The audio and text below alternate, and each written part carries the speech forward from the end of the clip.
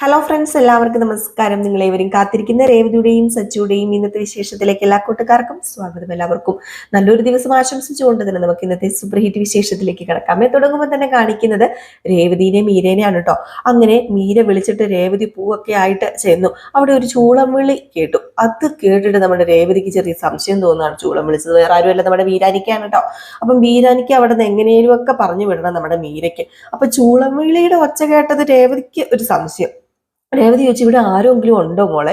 ഇതെന്താ ഒരു ചൂളുപിടിയുടെ ശബ്ദം കേൾക്കുന്നത്? അതേ, അത് അപ്പുറത്തെ വീട്ടിലൊരു പയ്യനുണ്ട്. ഓ, ഭയങ്കര ശല്യമെന്നേ, പൂവാലൻ. ഈ ഇടയ്ക്കിടയ്ക്ക് ഞങ്ങളെ കാണുമ്പോ ചൂളം വിളിക്കും. ഓഹോ, എങ്കിൽ പിന്നെ പൂവൊക്കെ പിന്നെ കേട്ടാ, എനിക്ക് അവനെ ഒന്ന് കാണണം. അങ്ങനെ പെൺപിള്ളാരെ ശല്യം ചെയ്യുന്നതിന് വെറുതെ വിടാൻ പറ്റത്തില്ലല്ലോ. ബാ നമുക്ക് അവനെ കണ്ടിട്ട് രണ്ടെണ്ണം പൊട്ടിക്കാന്ന് പറഞ്ഞപ്പോഴത്തേക്കും, അയ്യോ വേണ്ട രേവതി, ഇപ്പൊ വേണ്ട, അത് ഞങ്ങൾ കൈകാര്യം ചെയ്തോളാം. ഇപ്പം വാ, സമയം പോയി, എനിക്ക് ഫംഗ്ഷന് പോണ്ടേ, പൂ കെട്ടണ്ടേ. പൂവൊക്കെ കെട്ടാം, എങ്കിലും ആ പൂവാലനെ ഒന്ന് ശരിയാക്കിയില്ലെങ്കിലേ ശരിയാവില്ല. എനിക്ക് ഇങ്ങനെയുള്ളവരെ കാണുമ്പോൾ സത്യം പറഞ്ഞു കഴിഞ്ഞിട്ടുണ്ടെങ്കിലേ കൈ ഇങ്ങനെ തരിക്കും. അതൊക്കെ എനിക്കറിയാം, സച്ചേട്ടൻ്റെ അല്ലേ രേവതി ചേച്ചി. രേവതി, അപ്പൊ പിന്നെ കൈ എങ്ങനെ തരിക്കാതിരിക്കും? അതും കൊണ്ടാ പറഞ്ഞത്.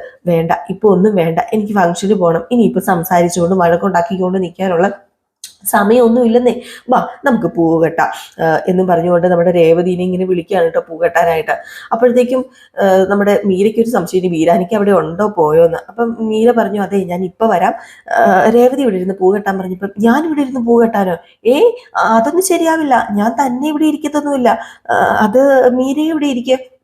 ഞാൻ ഇരിക്കാനോ? അപ്പോഴത്തേക്കും നമ്മുടെ വീരാനിക്ക പോയോ ഇല്ലയോ എന്നൊക്കെ ഒരു ചെറിയൊരു സംശയം നമ്മുടെ മീര അങ്ങനെ പുറകോട്ടൊക്കെ നോക്കി കഴിഞ്ഞപ്പോഴത്തേക്കും കണ്ടൊന്നുമില്ല.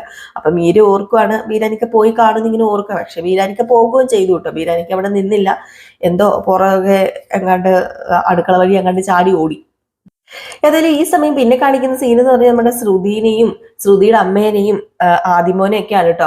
അങ്ങനെ നമ്മുടെ ശ്രുതി ഇങ്ങനെ ആദിമോനെ ഇങ്ങനെ പതുക്കെ ഇങ്ങനെ തലോടി തഴുകിക്കൊണ്ടിരിക്കുകയാണ്. സ്വന്തം മോനാണല്ലോ, അതുകൊണ്ട് കട്ടിലെ കിടന്നുറങ്ങുന്ന ആദിമോനെ ഇങ്ങനെ തഴുകി ഇരിക്കുകയാണ് കേട്ടോ. ആ ഒരു വാത്സല്യവും സ്നേഹവും ഒക്കെ കൊടുത്തിട്ട്. ഒന്നത് കുട്ടിയുടെ കണ്ണിന് ഇപ്പം പ്രശ്നമൊക്കെ ആണല്ലോ.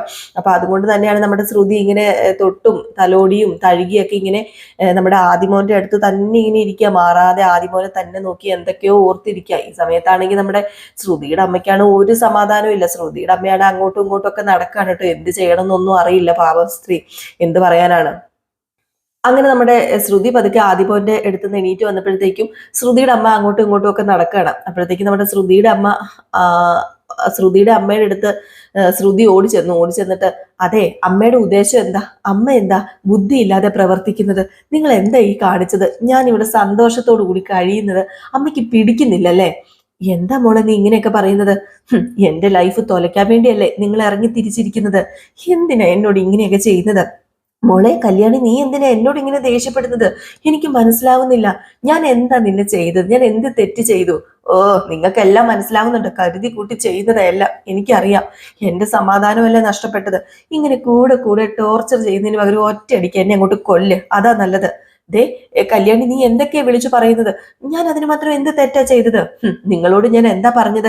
2 ദിവസം കൂടി ഹോസ്പിറ്റലിൽ തങ്ങാൻ പറഞ്ഞിട്ട് നിങ്ങൾ ഹോസ്പിറ്റലിൽ തങ്ങാതെ ഇങ്ങോട്ടേക്ക് വന്നിരിക്കുന്നു. ആരോട് ചോദിച്ചിട്ടാ? ആരോട് പറഞ്ഞിട്ട്? ഞാൻ സന്തോഷത്തോടു കൂടി ഇരിക്കുന്നത് കാണാൻ നിങ്ങൾക്ക് വയ്യല്ലേ? മോളെ, ദേ ഇങ്ങോട്ടേക്ക് വരണമെന്ന് ഞാൻ നേർച്ചയൊന്നും നേർന്നിട്ടില്ല. സച്ചി രേവതി നിർബന്ധിച്ചാ ഞങ്ങൾ ഇങ്ങോട്ട് കൂട്ടിക്കൊണ്ട് പോകുന്നത്. വരുന്നില്ല, ഞങ്ങൾ വീട്ടിലേക്ക് പൊയ്ക്കോളാന്ന് പറഞ്ഞതാ, പക്ഷെ അവര് വിട്ടില്ല. ഞാൻ എന്ത് ചെയ്യാനാ? ഓരോ കാരണങ്ങൾ പറഞ്ഞേ എത്ര നിർബന്ധിച്ചാലും നിങ്ങൾ വരരുതായിരുന്നു. നിങ്ങൾ ഇങ്ങോട്ട് വന്നത് എനിക്കല്ലേ ഇപ്പൊ അപകടമായി പോയത്. നിങ്ങൾ ഈ നാട്ടിൽ കാല് കുത്തുന്നത് തന്നെ എനിക്ക് പേടിയാ. അപ്പഴ വീട്ടിൽ വന്ന് താമസിക്കുന്നത്. എന്തെങ്കിലും സത്യങ്ങൾ അറിഞ്ഞു കഴിഞ്ഞിട്ടുണ്ടെങ്കിൽ എന്തായിരിക്കും അവസ്ഥ? ഒരു തവണ എന്റെ ജീവിതം നശിപ്പിച്ചില്ലേ നിങ്ങൾ? എന്നിട്ട് നിങ്ങൾക്ക് മതിയായില്ലല്ലേ? നിർത്തടി, നിന്റെ വായടക്കടി. നീ ആരോടാടി ഈ കിടന്ന് ദേഷ്യപ്പെടുന്നത്? കുറെ കാലമായി നീ എന്നെ കുറ്റപ്പെടുത്താൻ തുടങ്ങിയിട്ട്. ആദ്യം കെട്ടിയ താലി നിനക്ക് അഴിച്ചു വെക്കേണ്ടി വന്നെങ്കിൽ അതിന് കാരണം ഞാൻ മാത്രമല്ല, നീയും കൂടി തന്നെയാ. അതിന് കാരണക്കാരിയായത് നീ കുറെ നേരമായല്ലോ നീ എന്നെ കുറ്റപ്പെടുത്തുന്നത്. നീ സ്വാർത്ഥ. അമ്മ ജീവിച്ചിരിക്കുമ്പോ തന്നെ അമ്മ മരിച്ചുപോയി എന്ന് പറഞ്ഞവളാ നീ. ഞാനല്ലടി ദുഷ്ടത്തി, നീയാ. നീ എന്റെ മാനസികാവസ്ഥയെ കുറിച്ച് ചിന്തിച്ചിട്ടില്ല. എങ്ങനെ നീ ചിന്തിക്കും? നിനക്ക് സന്തോഷം, നിനക്ക് സന്തോഷം, നിനക്ക് സന്തോഷം, അത് മാത്രം നിനക്ക് മതിയല്ലോ. മറ്റുള്ളവരെ എങ്ങനെ ജീവിച്ചാൽ എന്താ? കല്യാണത്തിന് മുമ്പേ ഞാൻ നിന്നോട് പറഞ്ഞതാ സത്യം വീട്ടുകാരോട് പറയണമെന്ന്. നീ അത് കേട്ടില്ല. കേട്ടോ ശ്രുതി? ഇല്ലല്ലോ. എന്നിട്ടിപ്പൊ കുറ്റമല്ല എന്റെ മണ്ടയ്ക്ക്. എങ്ങനെയാ എങ്ങനെയാടി നീ ഗതി പിടിക്കുന്നത്? വീണ്ടും വീണ്ടും കള്ളം പറഞ്ഞ് നീ നിന്റെ ഭർത്താവിനെ വീട്ടുകാരെ പറ്റിക്കുക. ദേ, ഞാൻ പറഞ്ഞത് കേൾക്കാത്തത് കൊണ്ടല്ലേ നീ ഇപ്പൊ ഇങ്ങനെ ജീവിക്കേണ്ടി വന്നത്. എന്നിട്ട് ഇപ്പൊ എല്ലാ കുറ്റവും എന്റെ തലമണ്ടയിട്. നിങ്ങൾ അവിടെ വരരുത്, ഇവിടെ വരരുത്, ഇത് പറയരുത്, അത് പറയരുത്, എന്ത് ചെയ്താലും കുറ്റം. അത്രയ്ക്ക് പേടിയാണെങ്കിൽ നീ എന്നെ അങ്ങ് കൊന്നേക്കടി, കൊല്ല്. ആ കിടന്നുറങ്ങുന്ന കുട്ടീനെയും കൂടെ നീ കൊല്ല്. ഞാൻ കാരണം നിന്റെ ജീവിതം തൊലഞ്ഞു പോകുമെന്നുള്ള പേടിയാണെങ്കിലേ നീ കൊല്ല്, നീ എന്നെ കൊല്ലടി. ഞങ്ങളില്ലാതായിട്ടുണ്ട്, നിനക്ക് ആ പേടി വേണ്ടല്ലോ. എല്ലാവരുടെയും മുന്നിൽ അല്ലെങ്കിലും മരിച്ചു പോയവളാ ഞാൻ. നീ കൊന്നാലും ആരും ചോദിക്കാൻ പോകുന്നില്ല. ആർക്കും സംശയം ഉണ്ടാവില്ല. ഇനി നീ ഒരു കാര്യം ചെയ്യ്, ആ കുഞ്ഞിനെ ഏതെങ്കിലും അനാഥ മന്ദിരത്തിലും കൊണ്ടിട്. അങ്ങനെയാവുമ്പോ നിനക്ക് കുഴപ്പമില്ലല്ലോ, നിനക്ക് സന്തോഷത്തോടു കൂടി ജീവിക്കാമല്ലോ. അയ്യോ, അമ്മ എന്തിനാ ഇങ്ങനെയൊക്കെ പറയുന്നത്? അമ്മ എന്റെ അവസ്ഥ ഒന്ന് മനസ്സിലാക്കുക. എനിക്ക് കിട്ടിയ ഈ ജീവിതം ഒന്ന് മുന്നോട്ടേക്ക് കൊണ്ടുപോയല്ലേ പറ്റൂ. അതുകൊണ്ടാ ഞാൻ ഇങ്ങനെയൊക്കെ പറയുന്നത്. അല്ലാതെ അമ്മയെ വേദനിപ്പിക്കാൻ വേണ്ടി പറയുന്നതല്ല അമ്മ. പ്ലീസ്, എന്റെ സാഹചര്യം അമ്മയൊന്ന് മനസ്സിലാക്കുക. ഇവിടേക്ക് വരുന്നതിന് മുമ്പ് അമ്മയ്ക്ക് എന്നെ ഒന്ന് വിളിക്കാറുന്നല്ലോ. അല്ല, എങ്കിൽ പിന്നെ ഞാൻ വിളിച്ചപ്പോ ഫോൺ എടുക്കാറുന്നല്ലോ. നീ എന്താ മോളെ ഒന്നും അറിയാത്ത പോലെ സംസാരിക്കുന്നത്? വീണ്ടും വീണ്ടും എപ്പോഴും സച്ചി രേവതി എന്റെ കൂടെ തന്നെയുണ്ട്. ഞാൻ എങ്ങനെ നിന്നോട് ഫോണിൽ സംസാരിക്കും? എങ്ങനെ ഞാൻ നിന്നെ വിളിക്കും? അവർക്ക് വലിയ സംശയം തോന്നിയാൽ എന്ത് ചെയ്യും? അതുകൊണ്ടാ അവര് നിർബന്ധിച്ചപ്പം ഞാൻ കുഞ്ഞിനെ കൊണ്ട് ഇങ്ങോട്ടേക്ക് വന്നത്. അല്ലാതെ നിന്റെ ജീവിതം തൊലച്ചു കളയാനൊന്നും വേണ്ടി അല്ലടി ഞാൻ ഇങ്ങോട്ടേക്ക് വന്നത്. അല്ല, അമ്മ എന്തിനാ ഇവിടുത്തെ ഹോസ്പിറ്റലിലേക്ക് വന്നത്? നാട്ടിൽ വേറെ ഹോസ്പിറ്റലൊന്നുമില്ല. നാട്ടിലെ ഹോസ്പിറ്റലിൽ കാണിച്ചതാ. അവിടുത്തെ ഡോക്ടർ പെട്ടെന്ന് ഇങ്ങോട്ടേക്ക് കൊണ്ടുവരാൻ പറഞ്ഞത്. ആ സമയത്ത് ഞാൻ കുഞ്ഞിനെ കുറിച്ച് ഓർക്കണോ അതല്ല നിന്നെ കുറിച്ച് ഓർക്കണോ? പാവം എന്റെ ആദിമോന്, അവന് ചോര വാർന്ന് വാർന്ന് വാർന്ന് മരിച്ചു പോണമായിരുന്നോടി. നീ പറയുന്നത് കേട്ടിട്ട് ആ കുഞ്ഞ് മരിച്ചു പോയാൽ നിനക്ക് സന്തോഷം മാത്രമേ ഉണ്ടാവത്തുള്ളൂ. അമ്മേ, അങ്ങനെയൊന്നും പറയരുത്. പിന്നെ ഞാൻ എങ്ങനെയാടി നിന്നോട് പറയേണ്ടത്? നിന്റെ സന്തോഷം മാത്രമാണ് നീ ആഗ്രഹിക്കുന്നത്. നീ വെറും സ്വാർത്ഥ. നിന്റെ ജീവിതം നേരെയാക്കാൻ വേണ്ടി മറ്റുള്ളവരുടെ ജീവിതവും ജീവനും ഒക്കെ നശിപ്പിക്കാനേ നിനക്ക് ഒരു മടിയുമില്ല. നീയേ സ്വാർത്ഥ. നിനക്ക് ജന്മം തന്ന അമ്മയെ ഞാന്. എന്നിട്ട് പോലും ആ പരിഗണന നീ എനിക്ക് തരുന്നില്ല. പോട്ടെ, നീ ജന്മം കൊടുത്തൊരു കുഞ്ഞുണ്ട്, അതിനും നീ ആ പരിഗണന കൊടുക്കുന്നില്ലല്ലോ. എന്റെ പേരക്കുട്ടിയെ ഞാൻ ആവും വിധം നോക്കുന്നുണ്ട്. നാളെ ഞാൻ ഇല്ലാതായി കഴിഞ്ഞാലേ അവന്റെ ഗതി എന്താകുന്ന പേടിയോടെയാ ഞാൻ ഓരോ ദിവസവും തള്ളി നീക്കുന്നത്. നിനക്കറിയാമോ? അപ്പോഴത്തേക്ക് നമ്മുടെ ശ്രുതി പറഞ്ഞു, അതിന് ഞാനില്ലേമ്മേ. നീ ഉണ്ടാകും. അവന്റെ കൂടെയല്ല, നിന്റെ ഭർത്താവിന്റെ കൂടെ. നിനക്ക് ആ ഒരു വിചാരം മാത്രമേ ഉള്ളൂ. നിന്റെ ഭർത്താവും വീട്ടുകാരും നിന്റെ ജീവിതത്തിന് പോറലേക്കാതിരിക്കാൻ നീ എന്ത് ചെയ്യാൻ മടിക്കാത്ത ഒരു സ്ത്രീയാ. നാളെ ഞാൻ മരിച്ചു പോയാൽ എന്റെ കുഞ്ഞിനെ നീ അനാഥാലയത്തിൽ കൊണ്ടുവിടും. അത് ഉറപ്പുള്ള കാര്യമാ. എനിക്കറിയാം. ആ പേടി ഇപ്പോഴും എന്റെ മനസ്സിലുണ്ട്. അമ്മ ഇങ്ങനെയൊന്നും പറയല്ലേ. അമ്മ എന്തൊക്കെയാ വിളിച്ചു പറയുന്നത്? പിന്നെ ഞാൻ എങ്ങനെയാടി പറയേണ്ടത്? ആദ്യം ഇപ്പൊ കൈക്കുഞ്ഞല്ല, തിരിച്ചറിയാവുന്ന പ്രായമായി അവന്. അച്ഛനെ കുറിച്ചോ അമ്മയെക്കുറിച്ചോ ഒക്കെ അവൻ ചോദിക്കാൻ തുടങ്ങിയിട്ടുണ്ട്. എത്ര കാലം ഞാൻ ഒളിപ്പിച്ചു വെക്കും? ഞാൻ എത്ര കാലം കള്ളം പറഞ്ഞു നിൽക്കും? ഇത്തിരിയെങ്കിലും സ്നേഹം ആ കുഞ്ഞിനോടുണ്ടെങ്കിൽ അവനോട് പറയും, നിന്റെ അമ്മ ഞാനാണെന്ന്. അവന്റെ സ്കൂളിലെ കുട്ടികളോടും നാട്ടുകാരോടും ഒക്കെ പറയ നീ ആദ്യം എൻ്റെ മകനാണെന്ന്. അവൻ അതൊക്കെ ആഗ്രഹിക്കുന്നുണ്ട്. അതിന് കഴിയില്ലെങ്കിലേ അവനെ പ്രസവിച്ചിട്ടില്ല എന്ന് നീ കരുതണം. അത് മതി. അവനെ എന്നേക്കുമായിട്ട് നീ അങ്ങ് മറന്നേക്ക്. ഒരിക്കലും നീ അവനെ കാണാൻ വരരുത്. അതാ നല്ലത്. അമ്മ ഇങ്ങനെയൊന്നും പറയല്ല. എനിക്ക് അങ്ങനെ കരുതാൻ പറ്റുമോ? അവനെ ഞാനല്ലേ പ്രസവിച്ചേ. അവനെ എനിക്ക് കാണാതിരിക്കാൻ പറ്റുമോ? അവൻ എൻ്റെ കുഞ്ഞല്ലേ അമ്മേ. എന്തൊക്കെ പറഞ്ഞാലും അവനെ എൻ്റെ എൻ്റെ മകൻ, ഞാൻ പ്രസവിച്ച എൻ്റെ കുഞ്ഞ്. എങ്കിലേ നീ അവനോടും മറ്റുള്ളവരോടും പറയ. അമ്മയ്ക്ക് എൻ്റെ അവസ്ഥ അറിയാലോ അമ്മേ. വീണ്ടും വീണ്ടും അമ്മ ഇങ്ങനെയൊന്നും പറയല്ലേ. ജീവിതത്തിൽ സന്തോഷം എന്താണെന്ന് അറിയുന്നത് ഞാൻ ഇപ്പോഴാ. ഞാനൊരു കല്യാണം കഴിച്ചതാണ്, പിന്നെ എനിക്കൊരു മകനുണ്ട് എന്നൊക്കെ അറിഞ്ഞു കഴിഞ്ഞാൽ ആ സന്തോഷം പോകും. ശ്രുതി പിന്നെ എൻ്റെ ജീവിതത്തിൽ ഉണ്ടാവില്ല. ശ്രുതിയുടെ വീട്ടുകാരും എൻ്റെ ജീവിതത്തിൽ ഉണ്ടാവില്ല. ഒരിക്കൽ താലി അഴിച്ചു വെക്കേണ്ടി വന്നവളല്ലേ ഞാൻ. ആ ഗതി വീണ്ടും എനിക്കുണ്ടാകും. എനിക്ക് വയ്യ, എനിക്ക് സഹിക്കില്ലത്. പിന്നെ എന്തിനമ്മേ ഞാൻ ജീവിച്ചിരിക്കുന്നത്? അതിലും ഭേദം ഞാൻ മരിക്കുന്നതല്ലേ അമ്മേ നല്ലത്. ഏ ഭയന്ന ഓരോ നിമിഷവും ഞാൻ ഇവിടെ കഴിയുന്നത്. അമ്മയ്ക്ക് എന്റെ മാനസികാവസ്ഥ അറിയില്ല. ഞാൻ ഒരമ്മയാണെന്ന് ആരും അറിയാൻ പാടില്ല. ആരെങ്കിലും അറിഞ്ഞു കഴിഞ്ഞാല് അതോട് കൂടി തീർന്നു എന്റെ ജീവിതം. അവിടെ തീർന്നു. പിന്നെ ഞാൻ മരിച്ചാ മതി. എടി മോളെ, കല്യാണം കഴിഞ്ഞ് 1 വർഷം ആകാറായില്ലേ? ഇനിയെങ്കിലും നീ സത്യം പറയ്. സുധി അങ്ങനെയൊന്നും നിന്നെ ഒഴിവാക്കില്ല, അത് ഉറപ്പാ. ആദ്യം ഒരു പൊട്ടിത്തെറിയൊക്കെ ഉണ്ടാകും, പിന്നെ നീ ഭയപ്പെടുന്നത് പോലെ ഒന്നും സംഭവിക്കില്ല. സുധി ബിസിനസ് തുടങ്ങി. ഞങ്ങളുടെ ജീവിതം നല്ല രീതിയിൽ മുന്നോട്ട് പോവല്ലേ അമ്മേ? അതിനിടയിൽ ഞാൻ ഇതൊക്കെ പറഞ്ഞു കഴിഞ്ഞാല് അതൊന്നും താങ്ങാനുള്ള ശേഷി ഇല്ല, സുധിക്ക് ഉണ്ടാവില്ല. ഒരു ഭാഗ്യ പരീക്ഷണത്തിൽ നിൽക്കാൻ എനിക്ക് പറ്റില്ല. കല്യാണി, നീ നിന്നെ കുറിച്ച് മാത്രമേ ചിന്തിക്കുന്നത്, നീ നിന്റെ മോനെ കുറിച്ച് ചിന്തിക്കുന്നില്ല. ആര് പറഞ്ഞു ചിന്തിക്കുന്നില്ലെന്ന്? അവന് വേണ്ടി കൂടിയാ ഞാന് ഒളിച്ചു കളിക്കുന്നതും ജീവിക്കുന്നതും ഒക്കെ അവന് വേണ്ടി കൂടെയാ. ഞാൻ നല്ല നിലയിൽ എത്തിയാലല്ലേ എൻ്റെ മോനും നല്ലൊരു ജീവിതം ഉണ്ടാകത്തുള്ളൂ, നല്ല നിലയിൽ എത്തത്തുള്ളൂ. ഒരു ദിവസം ഞാൻ എല്ലാം തുറന്നു പറയും അവനോട് മാത്രമല്ല, ഈ നാട്ടുകാരോടും വീട്ടുകാരോടൊക്കെ പറയും. അതിന് കുറച്ച് സമയം എനിക്ക് വേണം. സമയമില്ലടി, സമയമില്ല. ആദി എന്നും അമ്മയെക്കുറിച്ച് ചോദിക്കുക. അവൻ വളർന്നു വരിക. അവനെ അമ്മ എന്ന് വെച്ചാൽ ഒത്തിരി ഇഷ്ടമാണ്. നിനക്ക് നല്ലൊരു ജീവിതം ഉണ്ടാകണം. നീ ഉയർന്നു വരുന്നതിൽ അമ്മയ്ക്ക് സന്തോഷം മാത്രമേ ഉള്ളൂ. ഒരിക്കലും അമ്മ അതിന് തടസ്സമാവില്ല.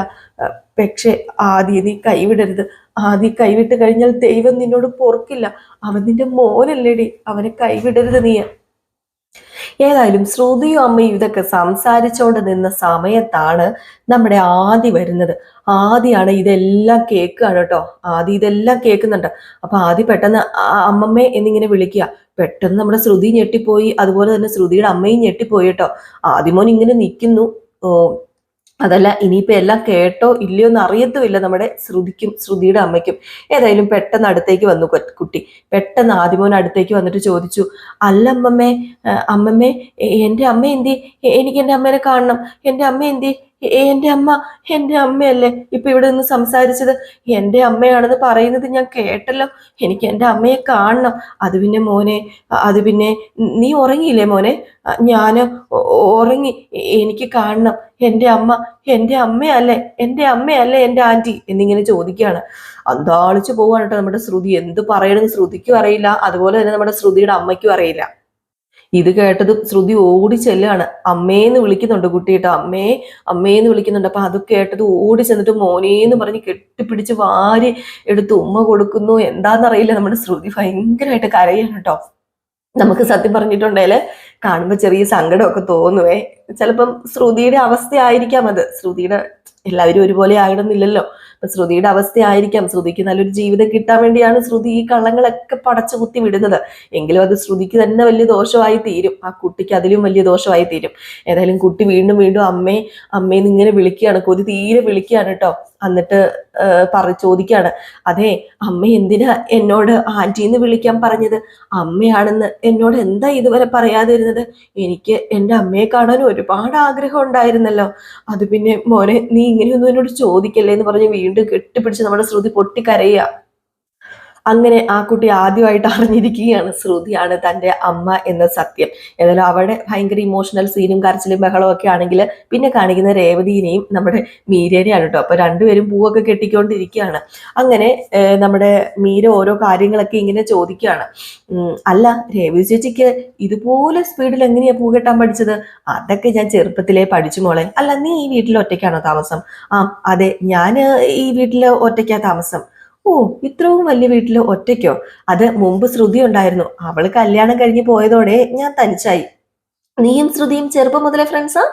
ആ, ഞങ്ങള് കളിക്കൂട്ടുകാരികളായിരുന്നേ. ഞങ്ങള് നല്ല ഫ്രണ്ട്സ് ആയിരുന്നു. അല്ല, നിങ്ങൾ എവിടെന്നാ പരിചയപ്പെട്ടത്? ഞങ്ങൾ കുട്ടിക്കാലം മുതൽ ഫ്രണ്ട്സ് ആണെന്ന് ഞാൻ പറഞ്ഞല്ലോ. അപ്പൊ ഞങ്ങള് ചെറുപ്പത്തിലേ പരിചയപ്പെട്ടതാ. അപ്പൊ നീ മലേഷ്യയിലായിരുന്നു മോളെ? ഏയ്, ഞാൻ ജനിച്ചതും വളർന്നതും ഒക്കെ തിരുവനന്തപുരത്താ. അപ്പം നിങ്ങൾ രണ്ടു പേരും എങ്ങനെയാ കുട്ടിക്കാലം മുതലേ ഫ്രണ്ട്സ് ആയത്? എനിക്കതങ്ങോട്ട് മനസ്സിലാവുന്നില്ലല്ലോ. അതെങ്ങനെയാ? അപ്പോഴത്തേക്കും നമ്മുടെ മീര, എൻ്റെ ദൈവമേ, എല്ലാം കയ്യിൽ നിന്ന് പോയല്ലോ. ഓ, ഇനിയിപ്പോ എന്ത് ചെയ്യും? അപ്പൊ രേവതി ചോദിക്കുന്നുണ്ട്, അതെ എന്താ നിങ്ങൾ എങ്ങനെയാ ഫ്രണ്ട്സ് ആയത്? അത് പിന്നെ എൻ്റെ അച്ഛനും അവളുടെ അച്ഛനും ഫ്രണ്ട്സ് ആയിരുന്നു. വെക്കേഷൻ ഞങ്ങൾ ഒരുമിച്ച് കൂടുമായിരുന്നു നാട്ടില്. അപ്പോഴാണ് ഞങ്ങൾ ഫ്രണ്ട്സ് ആയത്. ഓ, അപ്പൊ ശ്രുതിനെ നിനക്ക് എത്ര വയസ്സ് മുതൽ അറിയാം? ഒരു 6-7 വയസ്സ് മുതൽ എനിക്ക് ശ്രുതിനെ അറിയാം. ഏതായാലും ഈ സമയത്ത് നമ്മുടെ ബീരാനിക്ക പോയെന്നോർത്തല്ലേ നമ്മൾ വരുന്നത്. ബീരാനിക്ക പോയിട്ടില്ല കേട്ടോ. ബീരാനിക്ക കിച്ചണിലും അടുക്കളയിലും ഒക്കെ ആയിട്ട് അങ്ങനെ ഇങ്ങനെ കറങ്ങി കറങ്ങി നടക്കുകയാണ്. ബീരാനിക്കാണ് നല്ല വിശപ്പ്. എൻ്റെ ദൈവമേ, ഇനിയിപ്പോൾ എന്ത് ചെയ്യും, നല്ല വിശപ്പുണ്ടല്ലോ എന്നൊക്കെ പറഞ്ഞ് ബീരാനിക്ക അവിടെ ഇരിക്കുന്ന എന്തോ പച്ചക്കറികളിൽ കിടന്ന വെള്ളരിക്കയും മുട്ടയും എങ്ങാണ്ടൊക്കെ കണ്ടു കേട്ടോ. അവിടെ ഇരുന്ന് മുട്ടയൊക്കെ. അപ്പൊ നമ്മുടെ ബീരാനിക്ക തൽക്കാലം ഇത് മതി, ഏതായാലും ഞാൻ 2 ഓംപ്ലേറ്റ് ഉണ്ടാക്കി തിന്നാന്നൊക്കെ പറഞ്ഞുകൊണ്ട് കിച്ചണിൽ ഇങ്ങനെ ഓംപ്ലേറ്റ് ഉണ്ടാക്കി തിന്നാൻ തുടങ്ങുകയാണ്. അപ്പോഴത്തേക്ക് നമ്മുടെ രേവതി, അയ്യോ ദേ കിച്ചണിൽ നിന്ന് എന്തോ ശബ്ദം കേൾക്കുന്നുണ്ടല്ലോ, മീര എന്തെങ്കിലും ശബ്ദം കേട്ടായിരുന്നോ? ഇല്ല, ഞാനൊന്നും കേട്ടില്ല. എന്നാ പിന്നെ എനിക്ക് തോന്നിയതായിരിക്കുന്നു. ബീരാനിക്ക് അവിടെ നിന്ന് മുട്ട ഉണ്ടാക്കുന്ന കാര്യം നമ്മുടെ മീരയ്ക്കും അറിയില്ലല്ലോ. അങ്ങനെ നമ്മുടെ രേവതി ചോദിക്കല്ല, അപ്പൊ നിന്റെ കുട്ടിക്കാലത്തെ നിങ്ങൾ ഫോട്ടോ ഒക്കെ എടുത്തിട്ടില്ലേ, അതൊക്കെ ഇപ്പൊ കയ്യിൽ കാണില്ലേ, നിങ്ങളുടെ ചെറുപ്പത്തിലെ ഫോട്ടോ എനിക്കൊന്ന് കാണിച്ചു തരുമോ? അപ്പോഴത്തേക്ക് വീണ്ടും മീര, ദൈവമേ പെട്ടല്ലോ, ഇവൾ എന്തൊക്കെ ചോദിക്കുന്നത്, ഇനിയിപ്പൊ എന്ത് ചെയ്യും? അത് പിന്നെ രേവതി ചേച്ചി, ഈ ഫോട്ടോസൊക്കെ എവിടെ വെച്ചെന്ന് അറിയത്തില്ലെന്നേ. ചെറിയ വയസ്സിലെടുത്ത ഫോട്ടോ ഇപ്പൊ എല്ലാവരും നമ്മുടെ ഫോണിലൊക്കെ ആക്കി വെക്കാറുണ്ടല്ലോ. നിന്റെ ഫോണിലൊന്നുമില്ലേ? അങ്ങനെ ആക്കി വെച്ചിട്ടില്ലേ? ഏയ്, ഞാനാക്കി വെച്ചിട്ടില്ല. പലപ്പോഴും വിചാരിക്കും ചേച്ചി, പക്ഷെ ഞാൻ അതങ്ങ് മറന്നു പോകും.